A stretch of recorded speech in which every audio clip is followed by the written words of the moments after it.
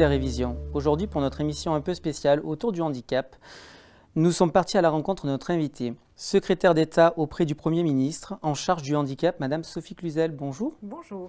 Tout d'abord, Madame la Ministre, merci beaucoup de nous accueillir dans votre lieu de travail.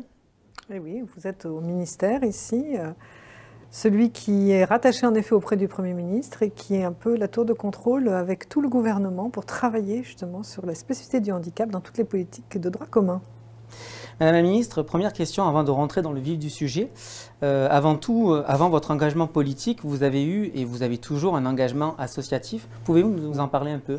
Ah, malheureusement, je ne l'ai plus parce que quand vous rentrez au gouvernement, vous êtes obligé de démissionner de tous vos postes. Mais en effet, j'ai eu 3 vies, une vie de chef d'entreprise, une vie associative et ma 3e vie ministérielle, si je puis dire, pour mettre justement au service des personnes handicapées, des associations, ce que j'ai prôné depuis plus de 20 ans, puisque je suis, rentrée dans le combat associatif à la naissance de ma dernière fille, Julia, qui est porteuse de trisomie 21, c'est-à-dire une pleine participation des personnes handicapées dans notre société.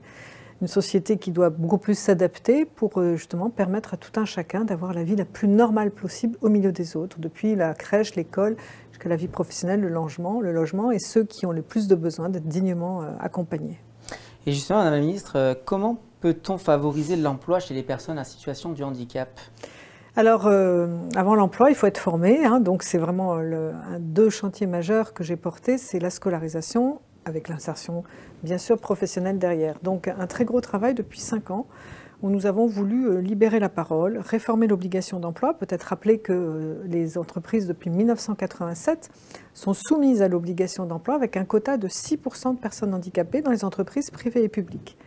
Force est de constater que 33 ans après, on est à 3,8% dans le privé, près de 6% dans le public, les 3 fonctions publiques, hospitalières, collectivités territoriales et celles de l'État.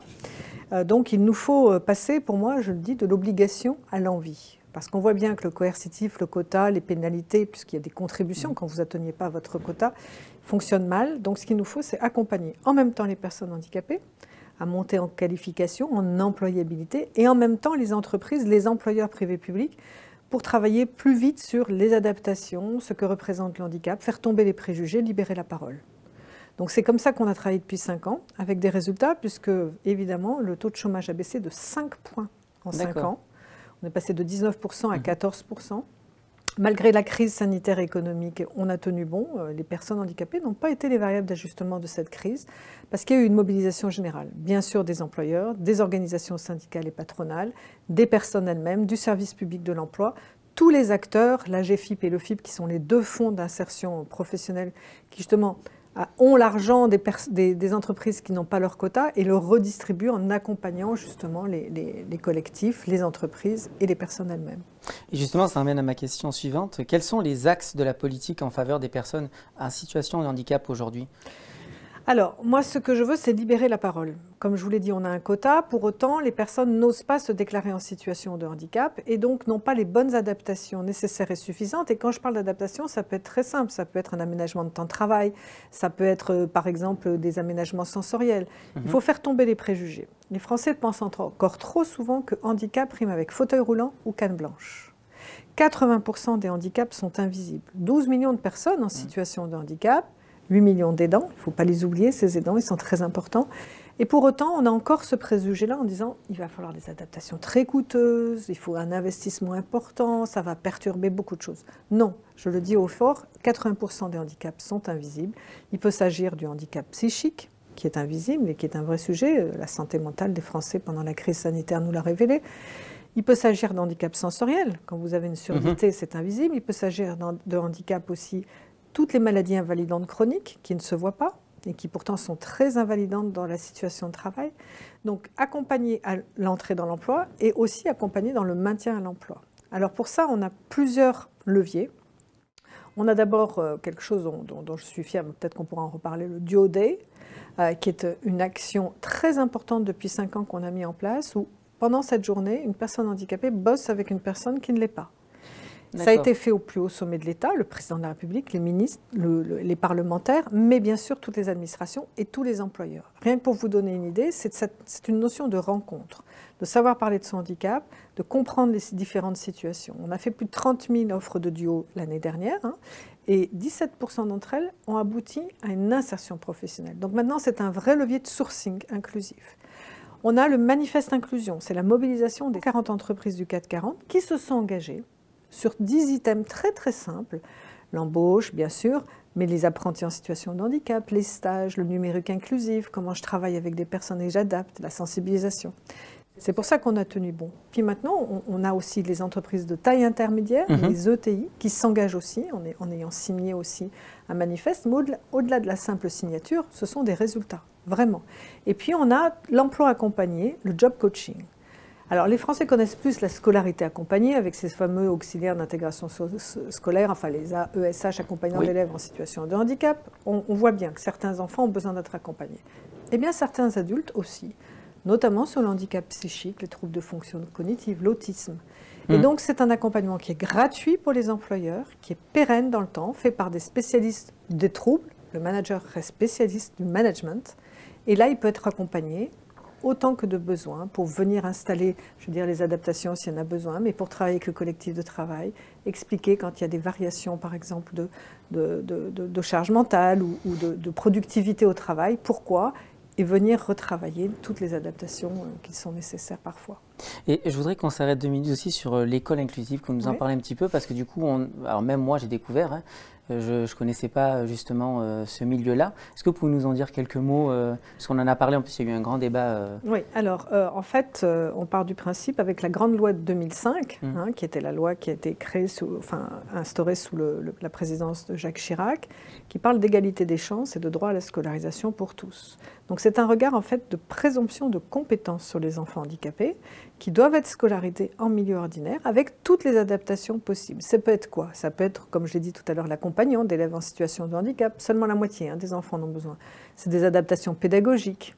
Ce sont des adaptations matérielles ou de logiciels informatiques pour les troubles 10, par exemple. Depuis le début du quinquennat, c'est 20% de plus d'enfants handicapés scolarisés au milieu des autres dans l'école de la République. C'est 35% de plus d'accompagnants d'élèves en situation de handicap qui sont tous en contrat éducation nationale pour éviter les ruptures d'accompagnement. Ce que l'on veut maintenant, c'est vraiment monter les parcours scolaires pour justement être formés, puisque vous le savez bien, le sésame à l'insertion professionnelle, c'est quand même la qualification. Oui.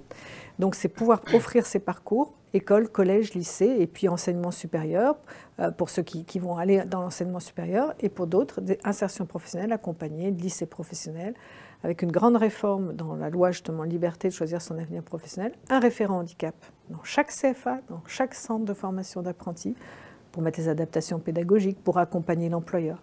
Un référent handicap dans toute entreprise de plus de 250 salariés pour justement permettre toute cette connaissance et puis ce rapprochement école-entreprise qui est aussi pour tout enfant, pour tout jeune, si important pour mieux connaître, savoir s'orienter, avoir les clés de succès du savoir-être en entreprise. Et du coup, justement, tout à l'heure, vous avez parlé du handicap invisible. Pour vous, de quoi s'agit-il précisément quand on parle d'handicap invisible? Parce que c'est vrai que c'est un peu des questions qu'on se pose. C'est des questions qu'on se pose. Donc je disais tout à l'heure, ça peut être des troubles sensoriels. Si jamais vous avez une surdité, eh bien, ça ne peut ne pas se voir. Parfois, vous êtes implanté, parfois, vous avez des appareils auditifs. Pour autant, ça se voit très mal. Donc ce n'est pas la peine, par exemple, il y a quelque chose de très emblématique. J'étais dans une enseigne de grande distribution. Un vendeur sourd avait son t-shirt, pas la peine de hurler, je ne vous répondrai pas, faites le tour et je vous verrai. Et vous voyez, donc ce sont des choses sur lesquelles il faut qu'on comprenne comment fonctionnent les personnes. Donc il y a des adaptations peut-être possibles. Donc ça, c'est les troubles sensoriels, malvoyance, malentendant, mais vous avez tous les troubles psychiques. Donc handicap psychique, les troubles des fonctions cognitives, les troubles dysorthographie, dyscalculie, dyspraxie, qui ont un impact au quotidien sur la façon de travailler. À partir du moment où on met les adaptations, eh bien, le handicap peut être compensé. Et ça, c'est très important de pouvoir le dire. Pourquoi?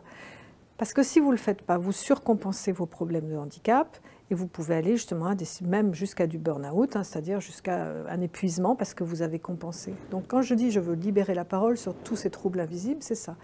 C'est expliquer pas forcément votre handicap, mais votre retentissement de votre handicap sur votre façon de travailler pour éviter justement l'isolement ou des collègues qui ne vous comprennent pas et qui disent que parfois vous êtes feignant, parce que c'était ça qu'on disait souvent aux enfants dans le temps, ou parce que vous ne comprenez rien, etc., etc. Donc il est important de libérer cette parole avec des mots simples, d'expliquer, de mettre les compensations en place. Par exemple sur l'autisme, si vous ne prévoyez pas votre réunion de façon très pratique, elle commence à telle heure, elle finira à telle heure, ça sera dans telle salle, il y a telle et telle personne qui vont prendre la parole, vous perdez votre collaborateur qui est autiste et qui ne peut pas, parce qu'il n'a pas les bons codes, parce qu'il n'a pas la compréhension du découpage du temps, comme vous et moi, eh bien vous allez le perdre. Mais encore une fois, ça va servir à tout le monde. Si quand vous êtes collaborateur, vous arrivez dans une réunion, vous connaissez l'ordre du jour, vous connaissez le début, vous connaissez la fin, c'est beaucoup plus agréable et satisfaisant pour tous. Oui. Donc encore une fois, on travaille pour le bien commun quand on travaille pour les situations de handicap. Oui, puis il y a aussi un petit peu la peur aussi de la différence. Et justement, le fait de communiquer comme vous le faites, effectivement, c'est Alors, il y a une grande semaine qui est la semaine européenne de l'emploi des personnes handicapées, qui est toujours la 3e de novembre.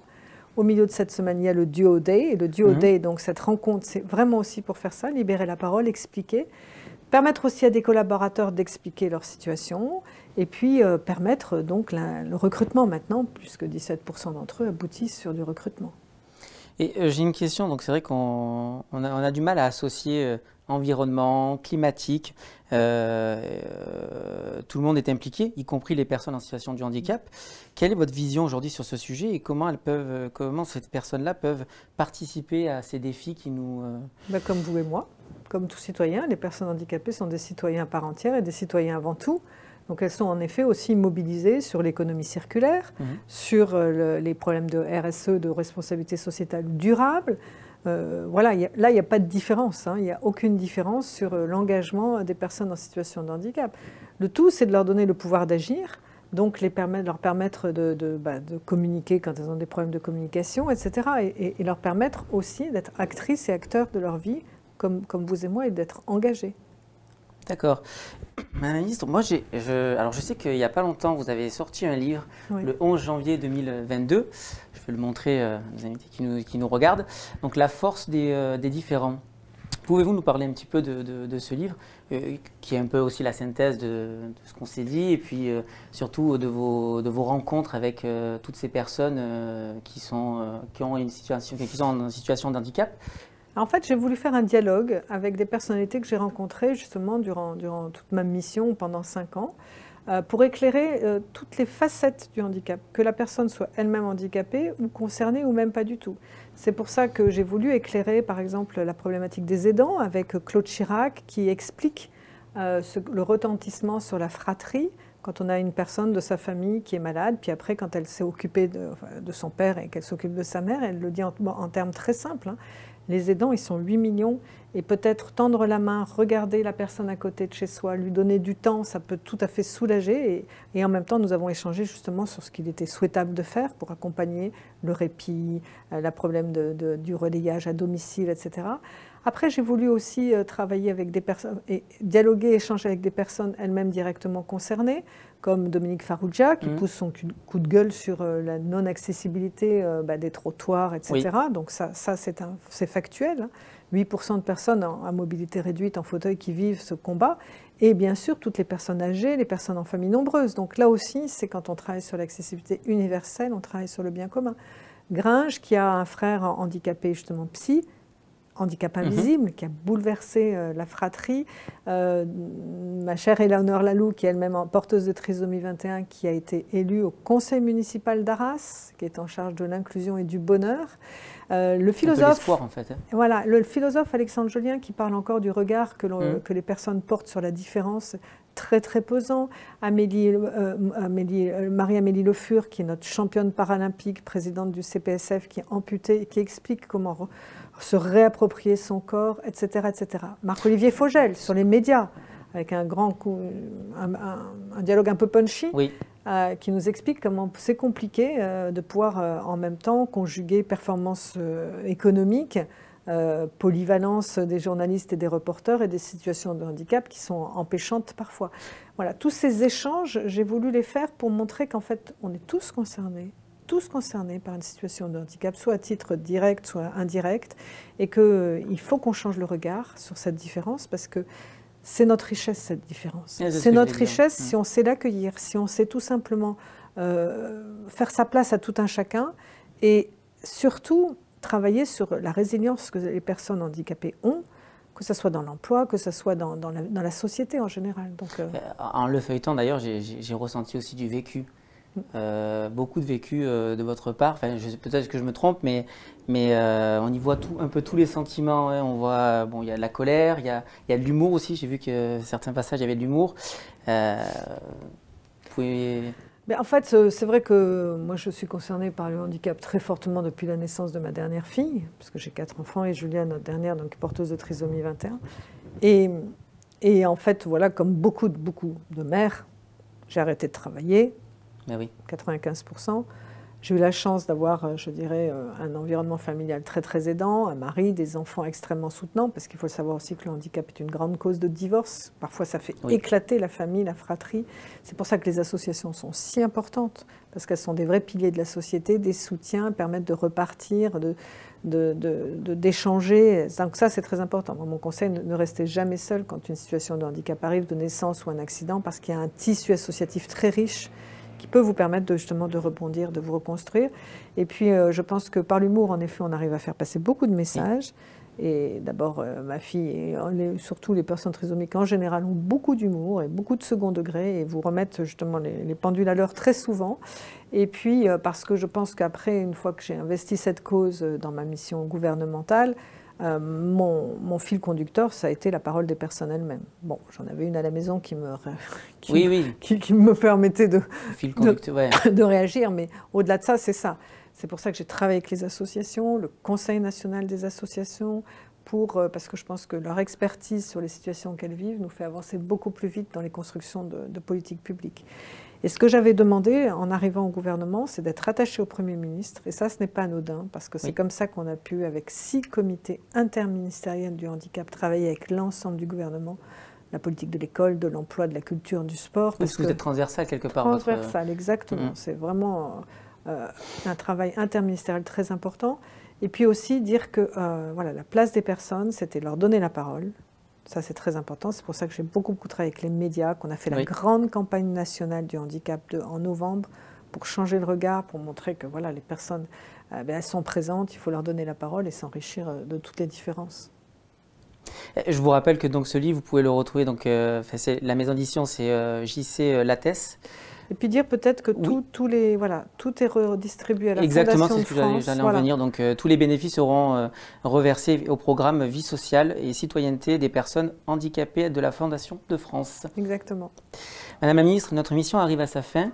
Que souhaitez-vous faire passer comme message à nos auditrices et auditeurs qui nous écoutent aujourd'hui? Eh bien, tout simplement de changer le regard. Ça veut dire faire attention à l'autre. Et je pense qu'on est tous concernés, tous mobilisés, que la différence est une force. La diversité, et je pense surtout en ces temps un peu troubles, qui sont compliqués en ce moment, c'est faisons la place avec bienveillance, avec efficacité et pragmatisme, et je pense que la société s'en portera beaucoup mieux. Voilà. Madame la ministre, merci beaucoup d'avoir accepté notre invitation. Merci à vous. Je vous dis à très bientôt pour de nouvelles rencontres sur la Web TV Paris-Saclay-Essonne.